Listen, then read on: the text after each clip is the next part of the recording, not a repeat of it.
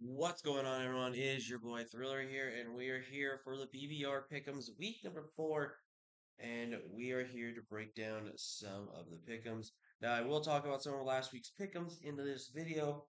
As you guys know, I am actually do my Pickems in the description of the week twos and stuff like that, and discuss about the week 3 results and stuff like that. So I will just, there's only one week 3 result we do not know of, and I will put that in the description. But like I said, if I don't know the result of the game by the time I need to record this video, we're just gonna go ahead and just go record the video. I'd rather not take a risk and wait and then see a match getting played into next week. So I want to stay on top of it. But last week, let's talk about some of the games that went down. So in week 3, we had Kurt versus Leo, and in a very, very surprising way, Leo picked up a 6-0. And yeah, we didn't get any points for that. Up next was our game of the week, where we had picked where it was Owen versus D-Ray, and Owen secured himself a victory, therefore giving us 2 points, and we're 2 for 2 on game of the weeks. We're 2 for 2 on those right now. Up next we have we have Panther versus Ark, and we did pick Ark, but unfortunately Ark did not win. Panther did pick up the victory. Like I said, Panther did have a good enough team into Ark, and that matchup could definitely gone so much ways. But definitely something I was not expecting. But Panther gets on the board, which is really awesome. Up next we have John versus Pokebaldi, and in my opinion, a bit of an upset victory here. Pokebaldi being able to take out John. And that's a really big win for Baldy that really helps him out. Kind of actually differential wise, because I think he's only lost his first 2 games 1-0 and 2-0, I think. So picking up a big 4-0 win definitely puts him really good on the board right there. And you guys get props. Like that was John was one of the best players in the entire league. So picking up a big win like that, shout outs to Baldy. Up next we have Amel versus Matt, and to my surprise, Amel lost. I actually am genuinely surprised Amel lost that match. But Matt, he has the fun team. And he has Addison doing voiceovers for his Pokemon, which is cool. But big win for Matt puts him now at 2-1 on the record, which is really good for him. Up next, we have Ant versus Jason, and I was prepping with Ant, prepping not prepping with Ant, prepping with Jason, and this was definitely a Jason, one of Jason's top earliest matchups. Like SNEASLER just was putting in the work against him with great team support around that, and unfortunately it showed because SNEASLER was able to help Ant win, and Ant now is on the board, and Jason unfortunately lost. But that was a really tough matchup. Like I said, that matchup could have gone so many ways in either or. Both teams really matched up well into each other, especially in terms of momentum, setting up their threats, and it just would play a big factor into that one. I actually have Obo versus Dell, and Obo was my pick, and we got the pick right. And Obo now, if my memory is correct today, because with being tired, I don't think my memory is at all 100% there. But I now believe that besides Keegan, because Keegan still has to play this week 3, Obo is now one of the only undefeated teams besides Keegan. And after Keegan loses it, Obo is the only undefeated team, and we'll never hear the end of it from him with this. But Obo has definitely been playing great, and the fact that he is now on a really good run right now is really good. So massive shouts to him over that win. And obviously, Keegan for Zero has not happened, but I will give my thoughts and opinions and the result of it based on in the description if you guys want to check it out from there. But right now, we're talking about week 4, baby. It's time to talk about the week 4 matchups here. And with that being said, good morning, afternoon, and night, BBR fans. Welcome to week 4 pickups of the BBR. I'm your host of the most, the Thriller 96, but you may call me Thriller. But with that being said, ladies and gentlemen, let's go ahead and talk about these games. We have some really cool games coming this way, and I'm really looking forward to some of these matchups as well. There are some really good ones, and I'm really excited to get into them.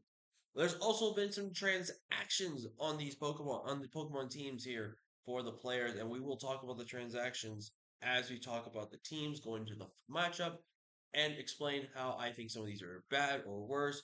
Go from there. But if you guys are excited, like if you haven't already, subscribe if you haven't already.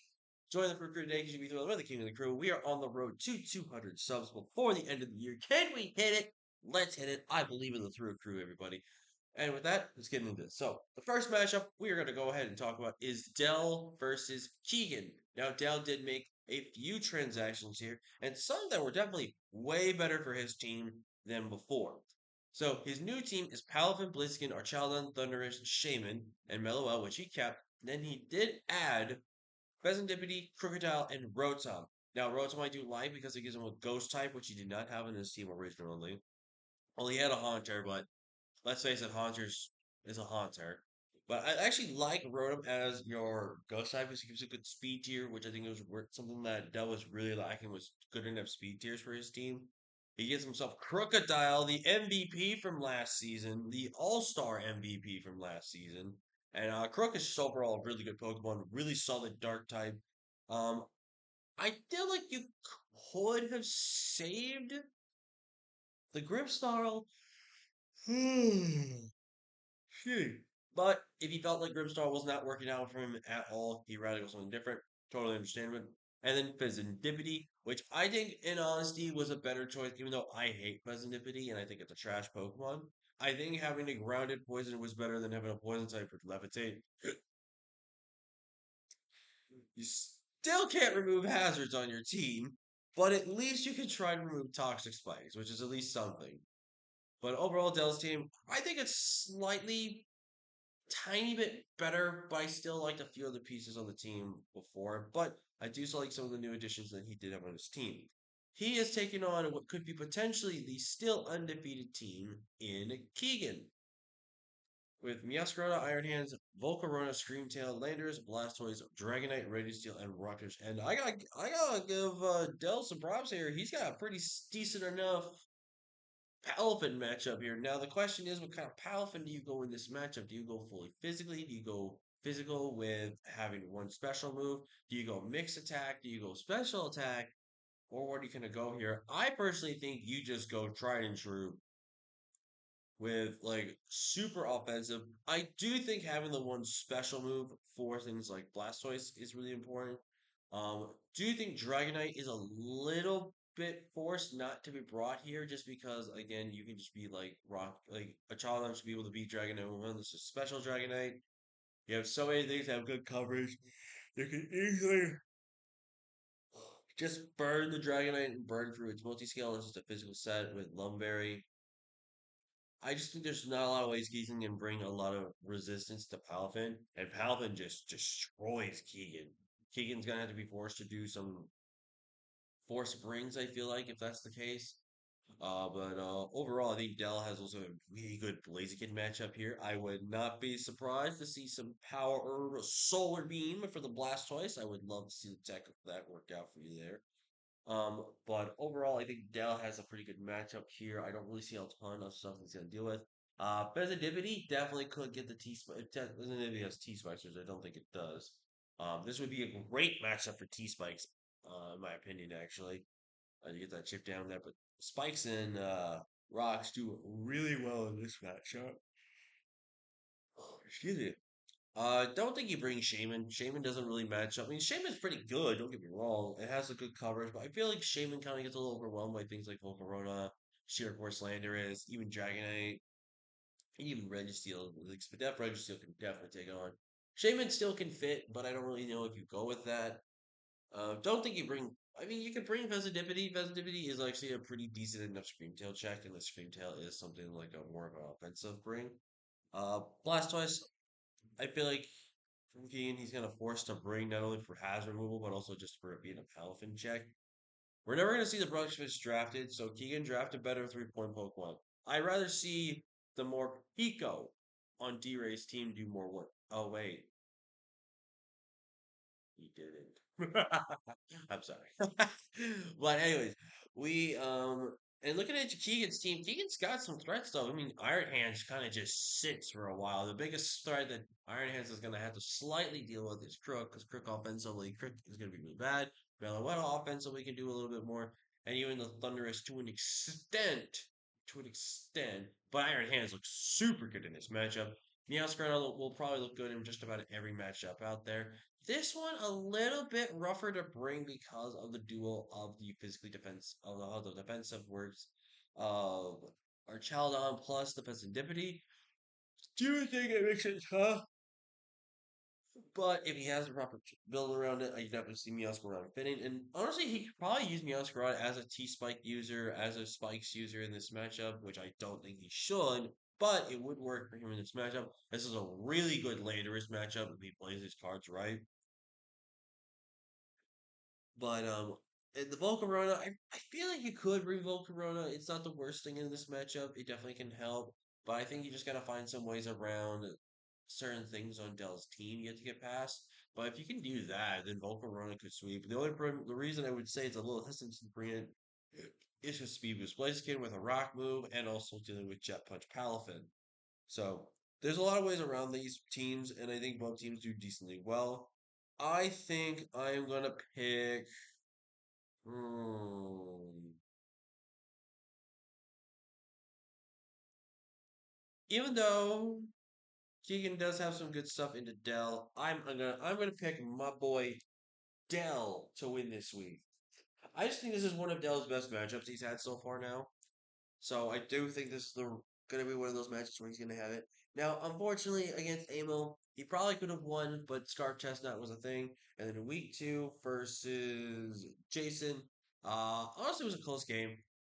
Close game. I don't think anything really could have changed the outcome of it too much. So, and then for the one versus what am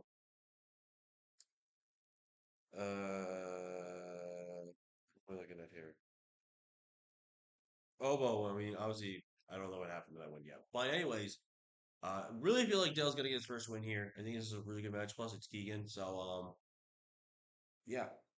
Up next, we have Ark versus Owen, which is going to be an interesting match since both teams have made transactions. So let's talk about the transactions and the team of Owen, aka OG Albina, being Iron Valiant, Shiyu, Gamora, Swampert, Metagross, Talonflame, Decidueye, now acquired Porygon Z and Hariyama. So he did trade with D-Ray for Porygon Z and Haxorus. And it looks like he dropped a lantern, and with any extra points that he did have potentially, he picked up Hariyama. Now, what does Hariyama do for this team, you may ask? Well, it does provide a good fire and ice resist to this team, which Owen was kind of struggling a little bit. Like, ice resist was primarily just going to be the Metagross, so now having a bit of an ice check with Hariyama is really great. And with the fire resist, it was primarily going to be pressured on Chi-Yu, Gomora, and Swampert and Talonflame, and they don't really want to be made fire checks. So the Thick Fat really helps with this. But Trick Room can now be a functioning mode on this team. Because if I remember correctly, I believe PZ gets it, Metagross gets it, and Iron Valiant, I think, gets it as well. So now with a good Trick Room option, Hariyama can go stupid crazy. And if he doesn't want to go Trick Room route, good fat Assault Vest sets are really good with having actions like Guts, Sheer Force, and just overall, it's a strong fighting type. This is one of the most slept on Pokemon, I think, in Gen 9. I think every other gen, it wasn't really all that great, but Gen 9, I think, is where Hariyama has really thrived. And I think it's, honest to God, good pickup. I think these pickups were really good. I actually do like the fact he did pick up somewhat of a ghost resist with having Porygon Z, but obviously there wasn't a lot of scary ghost types besides maybe like Legion that's right there. But regardless, I do think these are really good trades for Owen, and I think it's actually going to help his team a little bit more. I think it's going to do him a little bit more justice. And speaking of teams that also did transactions, Ark went crazy with his. He pretty much went and got almost an entirely new team as he traded away four of his Pokemon and pretty much used up almost all of his transactions. He now has Greninja. He had a Greninja, Corviknight, Cleavor, Hisuian Gudra, and Gardevoir, but traded out about half his team back out to get Walking Weight, Corviknight, and Moltres. And this Moltres is on the team. I'm just spacing for it. Terrakion and regular Weezing. Now, what does this do for the team? Now, obviously, they removed a hazard removal option on their team, which definitely kind of sucked. But having Corviknight as your solo debugger isn't the worst thing in the world. It did let them pick up another Stealth Rock user in Terrakion, which is really good, and let them get T Spikes any grounded poison that can be a grounded poison, but honestly shouldn't be a grounded poison. They did lose out on Healing Wish support, so this is gonna kind of hurt the team a little bit, and it kind of hurts their bulk a little bit because now you're kind of relying on Corviknight and Gudra to kind of be your main bulk along with Weezing. But we'll see how Ark plays this new team, and let's see how this team works against Owen's team. So let's talk about Ark's matchup into Owen. So as we can kind of see here, Cleavor does really good. Cleavor has really good potential to really kind of just be able to sweep through Owen if Cleavor is set up properly. The only problem that Cleavor's got to deal with is going through Hariyama. Now, Cleavor is definitely going to have a lot of four move slot syndrome in this matchup, but Cleavor can definitely do a lot to Owen if he's not careful. Corviknight is also a bit of annoying for Owen to deal with because of the fact that Corviknight can be a really annoying Pokemon. Now, he does have this Thunderbolt option with the Iron Valiant and the Chi-Yu to check it. However, Chi-Yu cannot reliably switch in on Corviknight and fear a potential Body Press. And so it's definitely going to make Corviknight a little bit of a struggle, but I do think Owen can have the tools to get around it if that's the case. Greninja is going to be Owen's biggest problem. Greninja can be anything in this matchup, from Battle Bond to Protean. Battle Bond gives him some options to kind of be able to be resistant typing for a lot of Pokemon out there, whereas Battle Bond gives him a chance to just get absolutely swept by a Greninja if he is not careful. Now, Greninja, however, in this matchup will be forced to run some speeds that he must be forced to be brought to respect certain Pokemon. The Walking Wake. This is bad for Owen as he does not have a good Walking Wake check. His Walking Wake check was a Lantern, and it's gone. Now, Decidueye realistically can't be a walking away check because of Fire plus Dragon move, and same for Metagross. It can't be a good check. So, it's really going to be on Owen to have to go through and deal with Walking Wake accordingly. Otherwise, he is going to get beaten down by a mon that he said was bad. But he still respects it, but it's still bad for him. Up next, Moltres. Do not think Moltres comes. Moltres doesn't really do anything to help things unless it's Power Herb for Swampert. And if it's going to be Scorching Sands for Gomora. But it does still have a good enough matchup to where it can definitely take on a lot of Owen's threats if Owen is not prepared and careful around that. Now, I do think the Moltres would be forced to run heavy duty boots in this matchup, which gives him that advantage knowing that Chi-Yu can outspeed, and then the Decidueye can outspeed, and also Iron Valiant outspeeding and catching it with a Thunderbolt. But it's definitely one of those Pokemon that Owen has to be make sure he's prepped and careful with. Gudra is tough. Gudra is a little bit interesting to bring into this matchup as you have things like Iron Valiant, which can go physical or mixed into this matchup, and a Metagross that can definitely take it on very well with its own body press shenanigans. And even Swampert to an extent, but even though the coverage from more from Hisuian Gudra plays a little bit of a hurtness on Swampert being raw.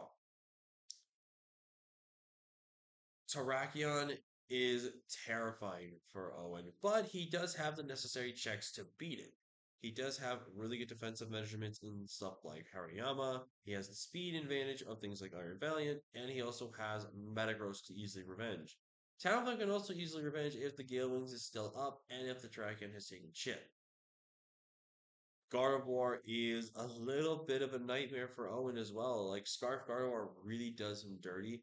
But I actually think there's a certain Gardevoir set he could run that has things like Shadow Ball, Dual Stabs, and then a coverage move potentially, or potentially sub. And that actually would ruin Owen dearly because then he wouldn't have any way to really reliably hit this thing, and he's forced to take chip damage on something to break a potential sub. So definitely think Arc has some tools that really take out Owen. But let's now look at why Arc loses to Iron Valiant, because he just straight up does. The coverage between dual stab and electric move, and then whatever Owen wants to pack on as the last move, Owen literally can just sweep this game with Iron Valiant, and he would not care. Iron Valiant literally is unresisted for the most part, besides Carbonite, Moltres, and Wheezy in terms of dual stabs. That last move definitely could be Psychic slash Psyshock to be able to check the Wheezing, but overall, this is like, and I expect probably more like a mixed Valiant in this matchup, but this is definitely going to be something that Owen has to be careful with. I think it's time to bring potentially, I feel like if this is a weird match to bring Talonflame, but it wouldn't be the worst matchup to bring it. Yes, I know there's two rock types, but in a water type, they can either speed tie or outspeed it. But I do think Talon pressures a lot of things offensively, but it would be kind of forced almost into a different role than we need to. Hariyama, baby. Hariyama is coming this week. The only threatening thing to Hariyama, realistically speaking, would be Corviknight if it was offensive, Moltres that's offensive, and Gardevoir. Everything else can't really do much to Hariyama. Like, Bryn would be forced to be running extra sensory and to become a psychic type to do any damage, but something like a mixed defensive assault vest Hariyama with Guts as an option really does a lot of work into Ark's team. Same with Porygon Z. Now, Porygon Z, I do understand it does need to kind of get some rolling here with the support and some help with this offensive build. But if Porygon Z does have the movesets and Novo and does have a struggle to fit it and can't fit it, then that's going to be a problem. But I do think Owen has the tool with PZ to do a lot of work. I also think this is a fantastic Metagross matchup. Metagross can really pressure a ton of things on Ark's team. He does have to get past things, something like Walking Away with his Flamethrower, Defensive Corviknight, and even the Moltres to an extent. Otherwise, I think he can take on just about everything else on his team, on Ark's team, from that standpoint alone as well. I do think, however, Owen is extremely limited on his team this week as he has a really bad matchup in terms of his typings into his opponent's team. Chiyu, I feel like, can't reliably be brought into this matchup, but I wouldn't be too surprised if Owen finds some way to want to bring Chiyu for a specific reason and with a specific set.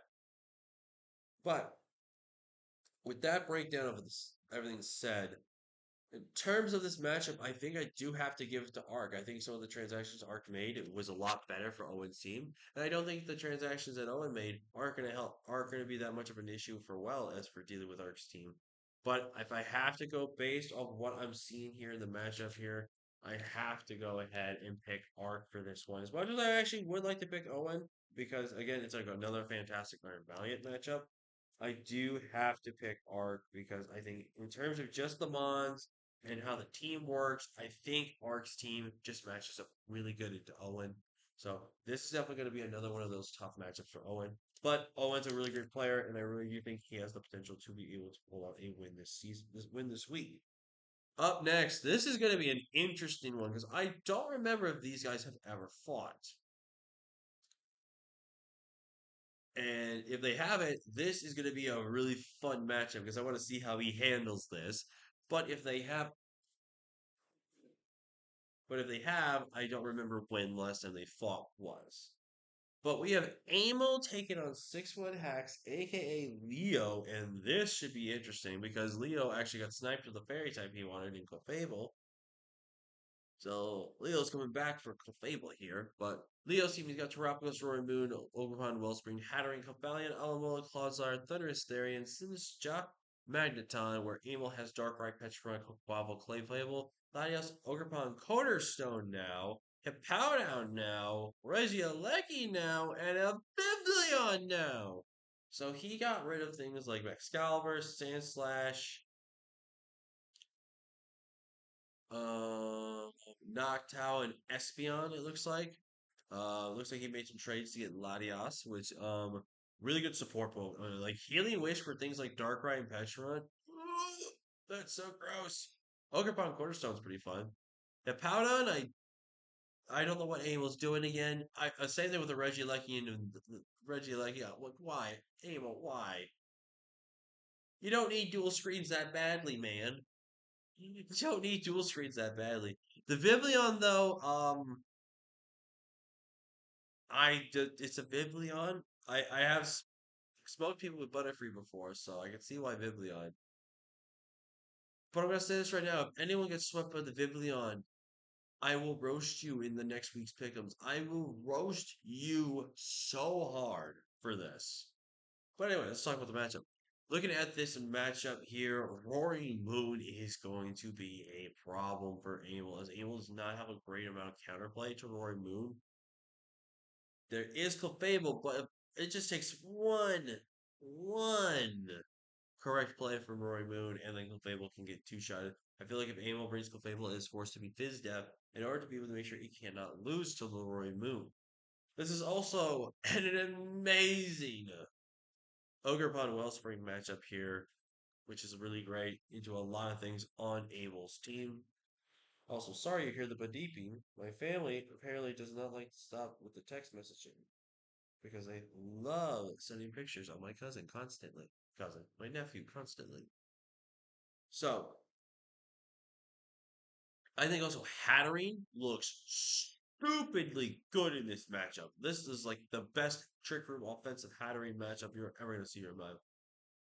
Clodsire, a little tough to bring in this matchup, but I definitely think it fits a lot of matchups for what it can do. Alomola, again, it's another stupid and annoying mod, but I don't know if it really comes. It can decently do well. Kabalion, don't really think Kabalion can definitely do a lot in this matchup. Thundersterian, 50-50. Sinistra, again, kind of 50-50. Magneton, I feel pretty confident saying it ain't coming this week. Unless he specs Magneton, then actually it's a very viable chance. Terapagos definitely. I feel like Terapagos is one of those Pokemon you just look at a matchup and you just instantly bring it because you just know it with having guaranteed multi-scale. It's so good to just be able to have that off lead for a lot of situations. Now looking at Angel's team, Darkrai is a little tough to bring this matchup. Like you could definitely still bring Darkrai. It definitely does decently well still, but it is a little tough to bring it. Pecharunt is the same thing. Again, a little bit tough to bring it, but I feel like it can still do good work. I just don't really know. Quaquaval definitely is almost kind of forced to be brought in this matchup just because you kind of really need a pressurely offensive. Things like as such, I definitely think Amel is not going to be able to really run a lot of kind of the sets he wants to. I definitely think he's forced into move slot coverage because I think he needs an ice move to deal with Clodsire because of water absorb. He needs a fighting move. He needs a water move. And the question then becomes like, what does he run as a last move? Does he run SD? Does he run Taunt? Does he run Aqua Jet again? Like, it's really one of those sort of things. Clefable is like a forced broad in this matchup. And because like the only thing that's really scary Clefable is just going to be the Clodsire and Magneton. But if this is set up Clefable with things like Cosmic Power, it can beat Clod, so it's not three. Magneton would be the only thing that Clef would probably be the most scared about. Potentially the Copalion as well, but Clefable can just be super bad and annoying. Same with Latias. Latias is super bad and annoying in this matchup, but it's a little tough to bring because of Sinistra being so bulky, the Hatterene being able to check it, then the Trick Room, and then obviously the Rory Moon, which outspeeds it. It's just really tough for Latias to be brought in this matchup. Ogerpon Koner actually has some really good matchup here. The only bad Pokemon it doesn't really deal with the greatest with is going to be the Cobalion, as it's evolved by the dual stabs, and probably the Clodsire. But regardless, I think this is a fantastic Ogerpon matchup. This is one of like the worst matchups Leo could get with Ogerpon. Hippowdon, I feel like Hippowdon has a decent chance to come in this matchup. It definitely could be something like a yawn, whirlwind, slack off earthquake type of set. Like it definitely could be something where it's just super annoying and hard to deal with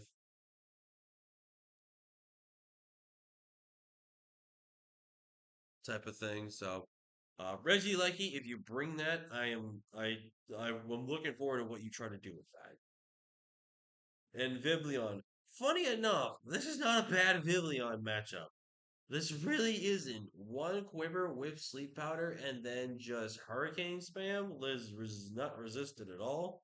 Plus with tinted lens, you could go with bug buzz as well. Like Amel could get the Vivillon sweep here. I really think we could see it here. But based off of this, Matt, excuse me. But based off of the matchup here, it's really kind of really tough to say who gets this one. This matchup kind of slightly kind of go either or. But if I had to pick, I do think I kind of lean towards Leo a little bit more in this matchup. And the reason why I think I lean towards Leo more and why I think it is, I think just when it comes to things like the hat, the Copalion, the Magneton, the Terrapagos, Rory Moon, stuff, all that stuff of that nature. I think they just all pair well into Emil and can just overwhelm Emil offensively.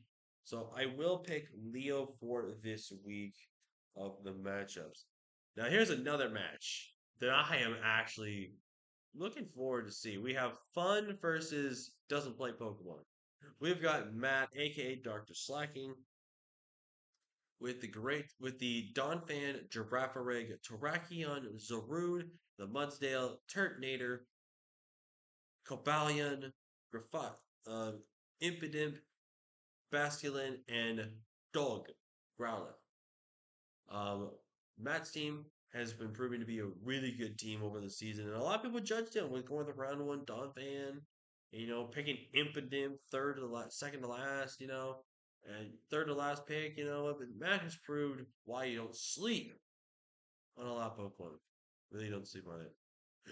Well, Kurt has got the Gouging Fire, Iron Treads, Rillaboom, Azelf, Muckalola, Urshifu Rapid, Electrode, and Galar Slowbro. Looking at Kurt's team here, Gouging Fire is really pressured. The reason why I say he's kind of pressured is like Team Blue can be really good physically defensive and just check it really well. Iron Boulder offensively pressures it. Raging Bolt can always be able to out. Raging Bolt can actually be able to use pressure with a sub and then Draco.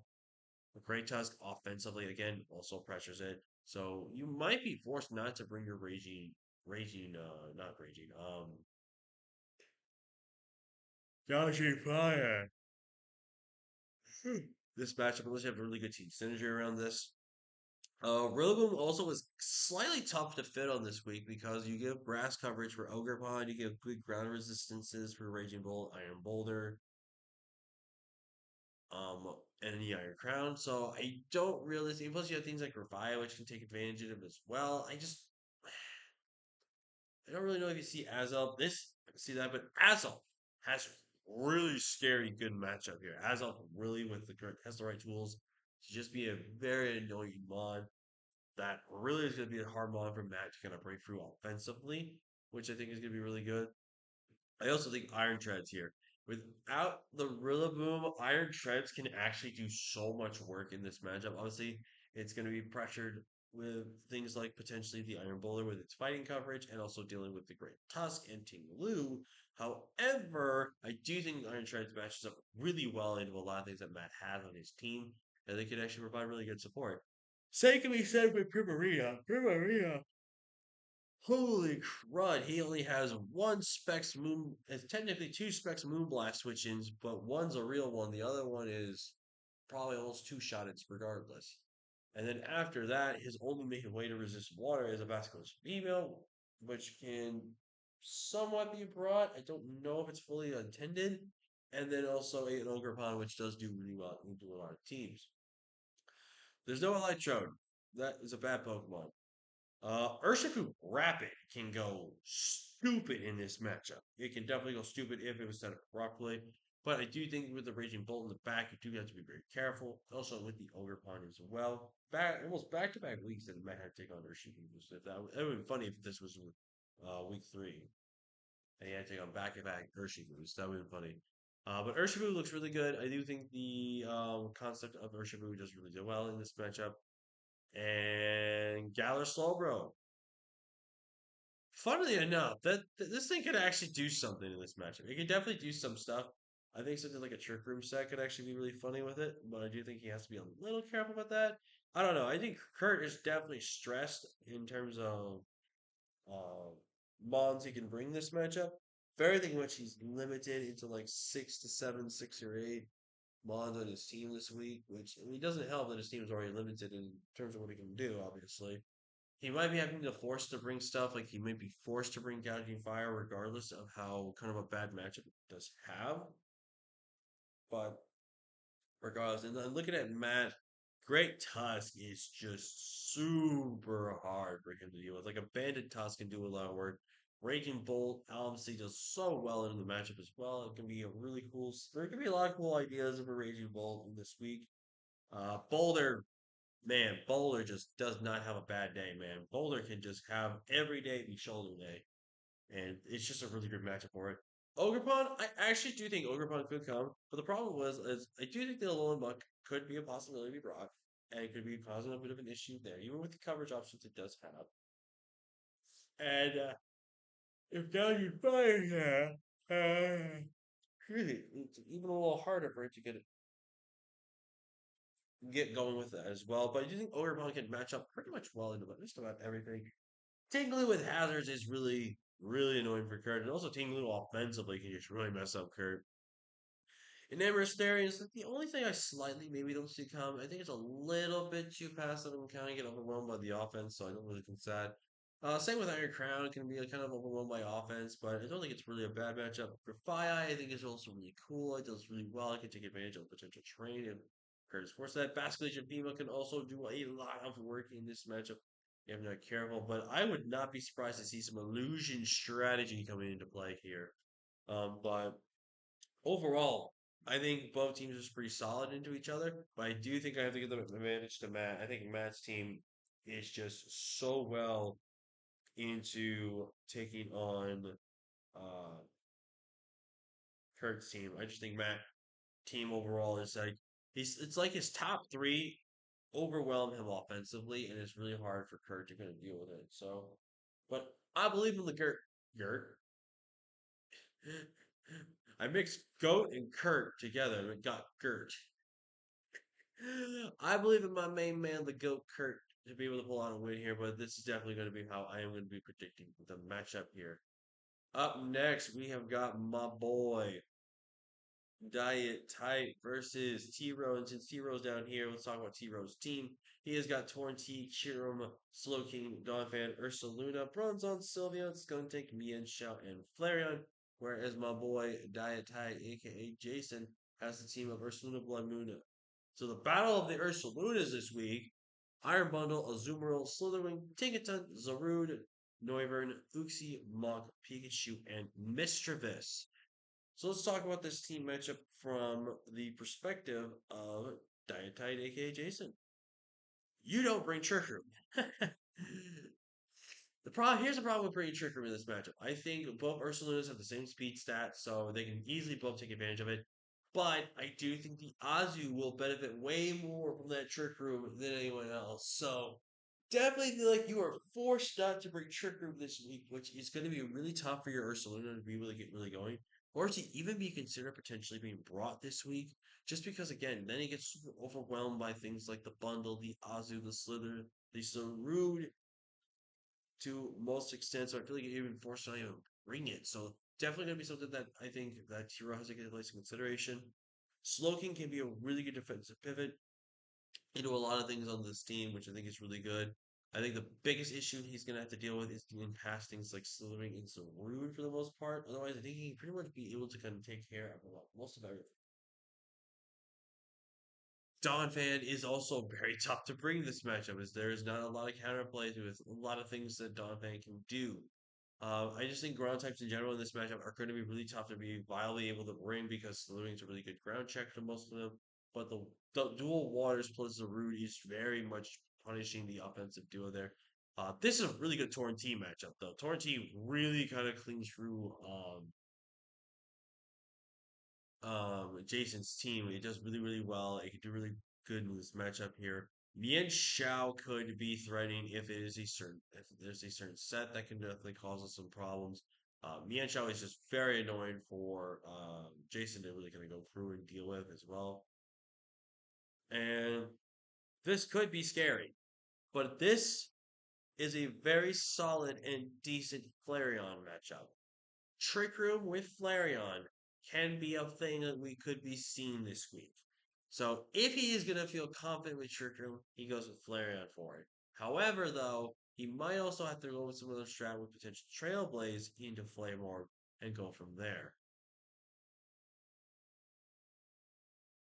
But this is definitely one of those matches where Flareon actually has a viability of being brought because it actually can do a lot of damage in this matchup. So do you think that there is a possibility to see the Flareon? Kiro is very, very threatening and adjacent. Kiro is one of the best Kiro matchups that T Rose going to see all day. The only thing is going to be that the bundle and both bundle and Kiro will be neutral each other because of Ice Beam.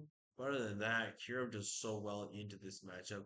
The only thing that Kiro is going to struggle a tiny bit with is dealing with an offensive Slitherwing, the Tinkaton to an extent, and a potential Noivern if it is faster, and also Uxie. Other than that, I think Kiro matches up very well and knows so many things. And I think with the potential snow buff, it's definitely going to be able to take on quite a bit.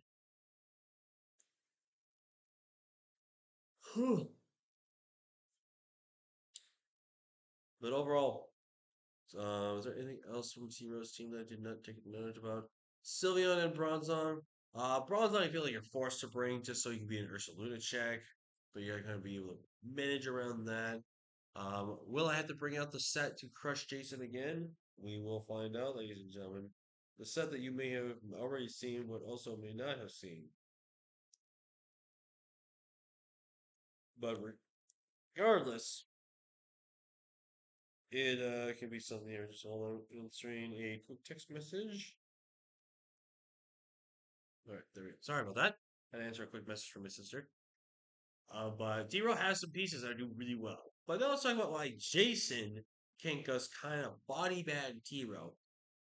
First off, I do think Jason deserves. Jason can bring his Blood Moon. I think his Blood Moon matches up better than his opponent Ursaluna. Ursaluna can still be brought into this matchup. I just personally think you're forced into an Assault Vest set, if anything. But Bundle, Hazu, Slitherwing, like there's just so many things Jason has here that is just gonna overwhelm Tiro. Like Blood Moon plus Bundle is just a super good offensive duo in terms of special attackers that he has to try to deal with. Followed by the great offense of Azumarill, and surprisingly enough, Slitherwing has provided as well. Ticketung has been really good annoying at support. Zaru can definitely pressure things I like offensively as well. Neuber can be make its debut this week and just really do some work. Unless it's already made its debut, I'm just blanking on it for some reason. Uxi's also very annoying and hard to deal with.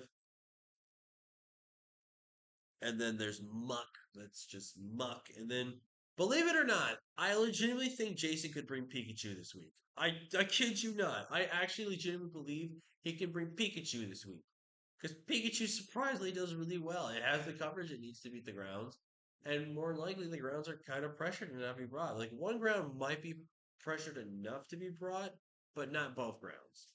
So, this is a good Pikachu matchup. Like, Pikachu has no resistance of electric at this time, besides Kyurem. But it's going to be really interesting to say the least about that. But we'll see what Jason's going to be doing. We and him are going to obviously be cooking up some strategies here, but based off the matchup, though, I am going to pick Dell. I mean, not Dell. Um, Jason. Just because I think matchup wise, Jason just has all the better bonds, typings, matchup, and stuff. And plus, as well, if you think about it, if T Row wants to bring chilly reception, Bundle can take advantage of that chilly reception with Blizzard spam. So, definitely something that T Row has to take into accountability into the matchup if he does decide to go and bring the chilly reception for it. And apparently, I skipped a match by accident.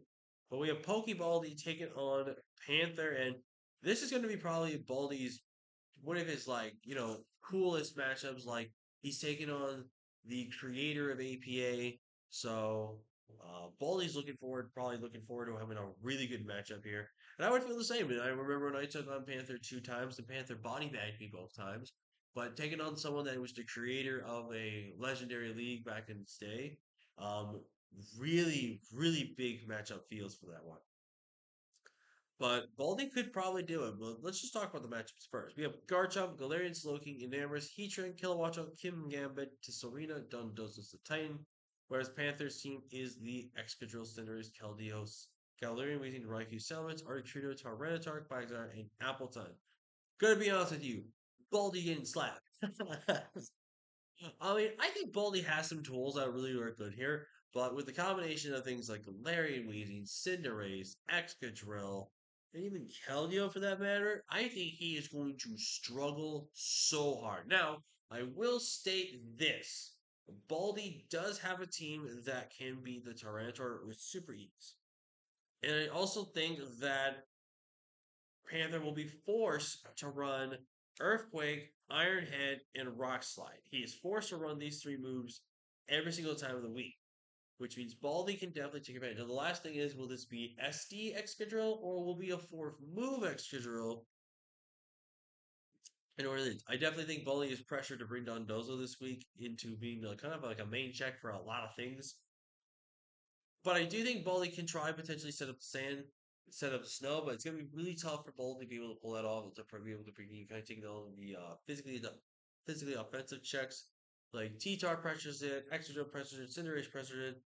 Now, there is a decent amount of the special attackers that he does not deal with, which is going to be interesting. So, do you think Baldy has to be kind of forced into running the snow route a little bit this week? I think his first three Pokemon easily are just Don Joseph, Titan, and Valerian Slowking, unless he wants to go primarily more of just having that weather removed with having chilly reception and not forcing himself to bring Titan. That also can be a possibility because then he can bring Kilowatt with Weather Ball, which can be Weather Ice, and then able to take on the extra decently well. Garchomp actually could be a problem for Panther if Baldy gets this thing set up, if it's an offensive break. Same with the Enamorus. I think Enamorus has a really solid matchup here in terms of like being like a contrary superpower set and just being able to really check it offensively. Heatran, really don't know if you bring that thing. It's gonna a bit of a tough matchup as well. King Gambit, another Pokemon that I feel like kind of has a really tough matchup and really has no justification being brought. So I do think Baldi's gonna be super crippled into things like Garchomp, Glowking, and Vamris, Kilowatto, Dozo, and then either his 6-mon has to either be the Titan, Serena, or the Heatran. So I do think Baldi is going to be very much limited in this matchup. And Panthers team just overall just overwhelms him. But I do think Baldi can have the pieces. If he preps it right, he can win this matchup, but it's gonna be really tough. But we just look at Panthers team, right? Like Panther can just bring his top three. His top three just do really well. T-Tar's just there as a good option. It just comes down to whether or not Baldy is going to respect the hazards from things like Clodsire, Quagsire, really, and the T Spikes from Serena. The T Spikes of Valerian Weezing that can be brought. Salamence also offensively checks a lot of things if the Salamence starts getting set up as well. Um, Raikou is bad. Art Galar Articuno actually could do work because again, if, I feel like Baldy's pressured not to bring King Gambit, so I really think this is gonna be a really great Galarian Articuno matchup. I can also potentially see the Apple, but not realistically. I do think Crab is a little limited on his end too, but I think in terms of just the matchup, he has it, man. Like, there's just so many things about it. So I will pick Panther for this. But you know what? I want to see Baldy do another upset. I want to see him have another upset win where he beats Panther. And a win this week would really matter for the both of them because whoever wins basically has a good chance to still make the playoffs. Whoever loses is kind of forced to win out to have a chance at making the playoffs. So it's gonna be a tough battle. So all the 1 and 2 teams, they're definitely gonna be fighting for a spot this week. So it's gonna be really interesting to see how the rankings are gonna go from there. Up next, we have Antonio. It's whatever. And then was like, what are the name? And I forgot your name, but I don't know. But we have Ant here with Sneasler, Zapdos, Necrozma, Mamoswine, Hydreigon, Empoleon, Diancie, Thwackey, Farigiraf, and Cryogonal. Because he is taking on Jabobo, Obo, and the Morpeko United with Urshifu, Iron Mob, Landers Incarnate, Landersterian, Rotom-Wash, Jirachi, Cyclozar, Bromus, Galvantula, Sneasel, and Forges. You're going to get rocked by a freaking Sneasler if you're not careful. Now, I do think Sneasler is pressured in move style. Like, I feel like SD works a lot of ways, but SD plus Dire Claw, and then something like CC does not do much more damage for you in this matchup. Even though it could, because you don't have anything for Landorus. Like, that's going to be the biggest thing. Landorus is 100% forced to be brought this matchup strictly for Sneasler because Sneasler can't do anything to this thing except acrobatics. And even then, at +2 acrobatics, it gets checked down by the Clearman, unless the Ant wants to go more so with a poison touch variant and try to poison the Landorus, or try to get obviously the other statuses and sleep and paralysis with it. So overall, I think Ant can do something here with his Caesar. This is also a very good Necrozma matchup. Like Dragon Dance Necrozma, Photon Geyser, ground coverage for Jirachi, and a fighting move for Urshifu. I think that alone just screams you lose. um, just generally speaking, like it's just really good. I feel like Scarfers are we forced on Oa's side, which I think is really good here. Hydreigon looks super strong in this matchup as the fairy is a Forgus, and Forgus really doesn't take it. Now, I wouldn't be surprised to see a mixed variant of Hydreigon. potentially, or a nasty plot set, which can go really hard into this team. I also think Mammal Swine just destroys Obo. Like Mammal Swine literally has a field day, and you better get ready for Freeze Dry Mammal Swine or Trailblaze. Trailblaze also works, but I like Freeze Dry because it's funnier. Empoleon looks super strong in this matchup. Obviously, Rotom Wash is going to be one of its hard counters it deals with. Deanty could go stupid this matchup if Owen lets a weakness policy happen. Cryogonal, don't really think you bring that. Don't look at matches up that great. It has good type matchup wise, but nothing really right. Farigiraf. It's a Farigiraf. But, I mean, a Trick Room, Psychic, Focus Blast, and Shadow Ball kind of, actually, Loki kind of do mess up Obo. You know what, Ant? Bring Farigiraf and mess up Obo for me. I want to see him be distraught and confused by everything he sees. Thwacky's also not terrible in this matchup. Thwacky can actually be a little bit of a problem as well. As there's not really good resistance from Thwacky on here. That is just not one ground coverage away if Thwacky does get ground coverage up for that. But I think Ant's team also Zapdos. Zapdos is fantastic this matchup. Zapdos can just eat everything and beat just about everything. The only thing it's going to struggle to kind of maybe beat or take on is going to be the Forges. But other than that, this is a good Zapdos matchup. From Obo's side, I think Urshifu can just punch so many holes through his team. And I think he's going to be one of the best offensive breakers Owen could have had in this matchup. Excuse me, guys. So I really think that Obo kind of can do that. Iron Moth also looks very good, and Iron Moth can get in position to where you can either get boost energy and special attack and agility up. It kind of just wins. Lando, I think again you're pressured into bringing because it can check the Sneasler very well, but also it has good enough coverage to where it can actually be really good. Rotor Wash again, kind of almost been forced to be brought because it needs that momentum grabber, and it also can hit some things that other things you could struggle with. Jirachi, Electrical, and Scarf, I don't think you realistically bring it because it just gets overwhelmed by the offense. Cycles Art, don't think it really comes. Bramble Gas is a Bramble Gas. Galvantula could in theory come because like Ant will be pressured to bring his only removal, which is going to be the Cryogonal. So I do think that's something. But the problem with Owen also does face if he brings Web and Napoleon the Broad, competitive gets triggered. So don't really think you do that. Sneasel, let's be honest, you ain't gonna bring a Sneasel unless you're that desperate. Florges, I think you're forced to bring because again another defensive option here. But if I had to pick who I'm gonna go with here, this is kind of almost a 50-50. This definitely goes to 55-45 though, because both your teams kind of help support one another and you're fighting the checks that you don't lose to. And just good offensively backgrounds as well from each one. Um, this is really tough. I want to go with both, really, because I feel like this is a matchup that can kind of go either or.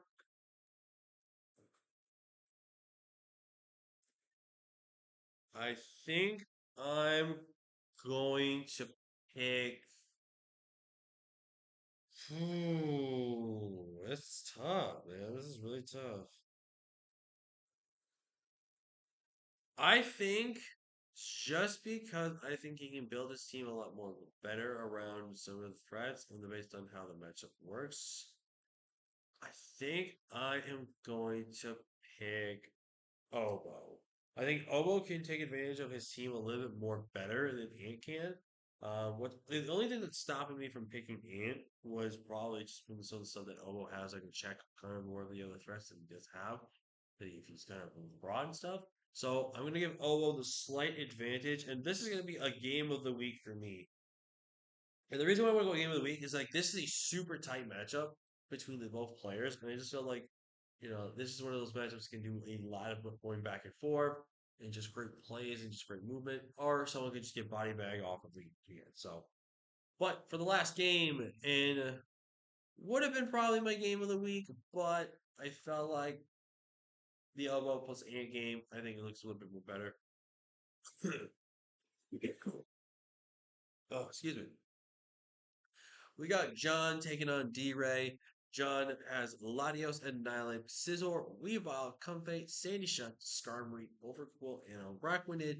Whereas D-Ray now has a new team of Goldengo, Samurai, Tentacruel, Robombi, and Hitmontop, with the now new transactions that he has made and pretty much have burned the rest of his budget, I'm guessing.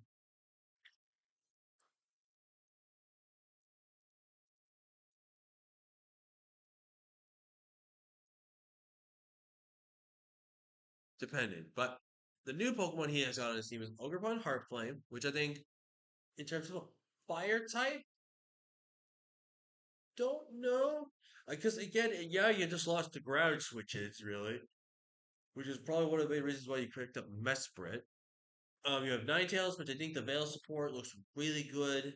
Mesprit giving you a new rocker or to replace the rocks you lost with Infernape, which I think is really cool. Actually, you got rid of Gliscor. Why did you get rid of Gliscor? Wow. After all that you did for week two with him, I'm sad. I'm sad, D-Ray. I'm sad. But he has Haxorus now as well, and he picked up Sandaconda. Now, Sandaconda, not a bad Pokemon. Not a bad Pokemon. I think Gliscor would fit your team a lot better. I think definitely made your team a little worse. Not gonna lie. But I do think it works for a lot of reasons why you have it for. Because now you have two spinners. Unless him on top was not on the team originally. I feel like he was, though. I don't know why. But D-Ray pretty much burned through all the transactions.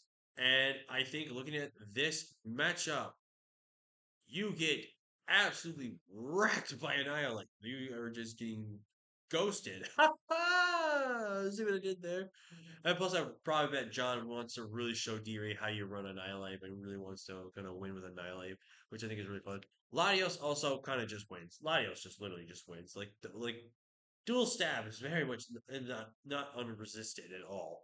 And like I could see something like Calm Mind, Recover, Dual Stab, um, because you don't really need to click the dragon move. I mean, well, the only reason why I think dual step kind of doesn't fit though is because of the Goldengo. I do think you're kind of forced to go Shadow Ball unless you're that confident you don't bring Goldengo. Which honestly, I could see why John would think that because obviously Annihilate, Weavile, Sandy Shocks, Overquill. Like I feel like you're really pressured into not bringing Goldengo this week, which I think is a big factor here. Now, this might not be what John wants to hear.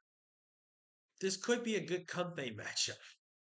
I don't know why it would be. It just can be. If my memory serves me correct, if there's a chance it learns this, might be the one reason he drafts it. Iron Defense with Comfey. I kid you not, Iron Defense Comfey set could actually work. Iron Defense with Calm Mind, Draining Kiss, Store Power, it literally just beats everything on D-Ray's team. I think D-Ray would not have any way to be able to beat this thing whatsoever besides Goldango. Even then, Goldango is forced to lower your special attack constant. And the same with Ogre Bomb. But it's Iron Defense, then he can't do much. Sandy Shock's kind of a weird matchup. Don't really think it comes. Same thing with Scizor. I feel like you're kind of slightly forced to ring because of Defog, because Bullet Punch. Weavile, kind of ish forced, but not fully forced into this matchup. Do you think John's kind of a little bit forced to bring certain mods? I think Overclock definitely comes. Overclock has a really good matchup here. I think it's really, really good. I also think that John could bring his own form of webs. I think webs are very good. Skarmory also looks really good. There's only one kind of good counterplay to Skarmory, and that's going to be really just the Ogre Pond to an extent. I think John's team just matches really good to D-Ray. But when we're looking at D-Ray, though, I'm not going to count my boy D-Ray out just quite yet. I do think he's going to be forced to bring the Samurai. I think Samurai has to be forced to be brought in order to stop Latios from doing stuff in this matchup. Ogrepon Heartflame can actually do quite a lot of damage into this matchup if D-Ray can get your position into the right correct spot. Ninetales can definitely come as a really good support piece and definitely provide a really good team synergy for the team as well. And also can do decently well offensively as well in this matchup. Haxorus, kind of can see it being brought, but I kind of don't see it as well. I don't think it really does that well. Mesprit, just a really good defensive ghost, defensive psychic that can take on Annihilate, but it's not going to be able to outspeed Annihilate, but it's a lot of speed for what it needs to be run for. Otherwise, it kind of just has the good coverage in terms of a lot of things there. Tentacruel, kind of hard to fit on this build, in my opinion. if you want to miss Rabambi. I could definitely see Rabambi potentially, but only as a CQ in this matchup. But even then, I don't think it really comes. Hitmontop is definitely a good possibility to be brought in this matchup. Because Hitmontop can definitely pressure things a lot offensively, which is really good. And even Sandaconda does really well into this matchup. Like a Coil Sandaconda, into things like I think he has Fire Fang potentially. I don't know if I'm 100% positive on that, so don't quote me on that. But even then, Stone Edge can start racking up eventually. So definitely think John is going to have to force himself to kind of bring specific brings on his end. But I have to pick John for this matchup. John just has such a good matchup in the D-Ray. I think John overall, with just having Latios and Annihilate, it just overwhelms D-Ray offensively. And D-Ray's going to have a really hard time being defensively checking a lot of these things. So, main reason why I'm going to go with John in this matchup. But with that being said, thank you guys so much for watching again. Sorry if I yawned and get tired. I was slightly distracted a little bit during the recording. That's just how it is in the morning sometimes. But thank you all so much for watching. Like, comment, subscribe. Don't forget to check out all of the coaches down in the description down below because they are the ones that make this possible. And I just feel great that I'm able to be a part of the contribute of BBR in any way, shape, or form. Like I said, if I can't play in the league, I might as well do something that gets me involved with the league. So thank you all so much for watching. Like, comment, share, subscribe, and I will see you guys for the week 5 pick'ems next week. Until next time, guys, peace. Bye.